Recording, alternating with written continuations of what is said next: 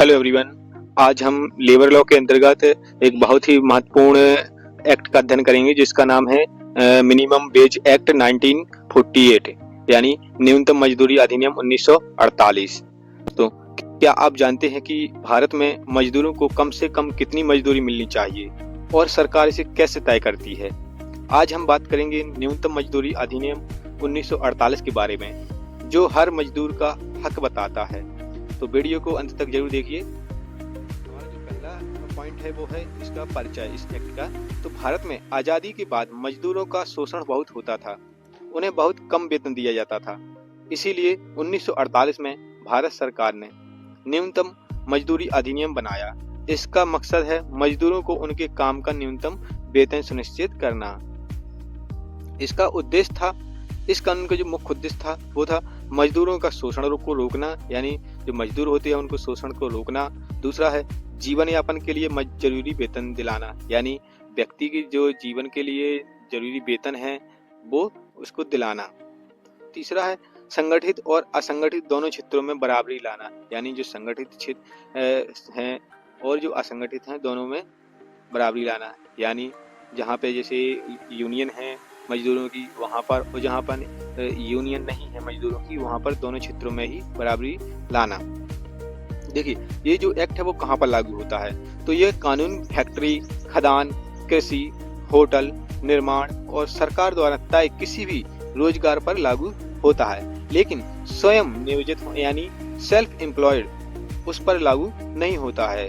जो self employed होते हैं उन पर ये एक्ट लागू नहीं होता है। अब अगला पॉइंट है वो है न्यूनतम मजदूरी कैसे तय होती है।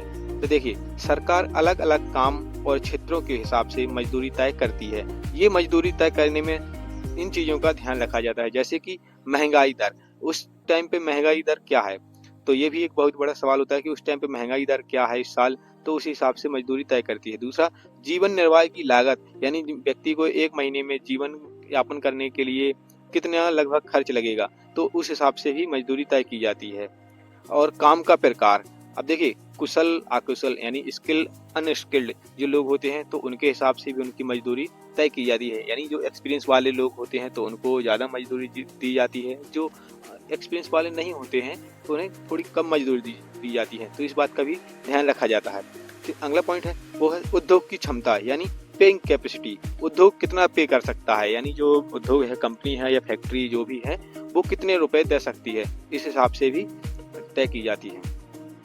अब देखिए इसका जो मुख्य प्रावधान है वो क्या है, तो मजदूरी तय करने का हक केंद्र और राज्य सरकार दोनों को है। यानी इस एक्ट में बताया गया है कि मजदूरी तय करने का हक किसको है, तो केंद्र सरकार और राज्य सरकार दोनों को ही ये अधिकार है कि वो मजदूरी तय कर सकती है।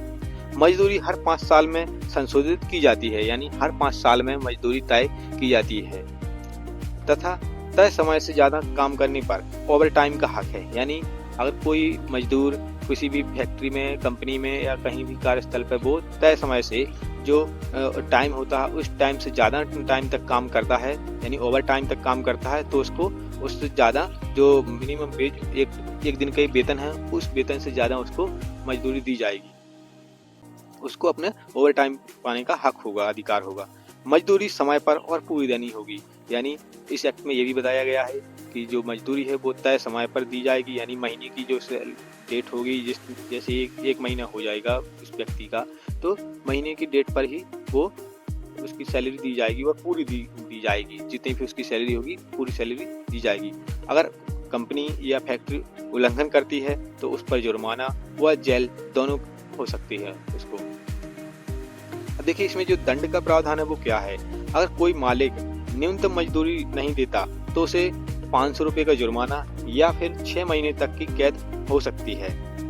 उदाहरण के लिए मान लीजिए किसी राज्य में अकुशल यानी अनस्किल्ड मजदूर की न्यूनतम मजदूरी 350 रुपए रोज है, तो मालिक उससे कम पैसे नहीं दे सकता है, चाहे मजदूर को कम काम कर मिले उस दिन। ठीक है, उसी हिसाब से उसके दिन का वेतन 350 रुपए ही होगा, इससे कम नहीं होगा। देखिए इसका जो निष्कर्ष है इससे क्या है। तो दोस्तों ये था न्यूनतम मजदूरी अधिनियम 1948। ये कानून हर मजदूर को सम्मानजनक जीवन जीने का हक देता है और व्यक्ति के जो मिनिमम वेज है यानी मजदूरी है उसको दिलाने के लिए इस एक्ट को लाया गया था। बने रहिए हमारे साथ।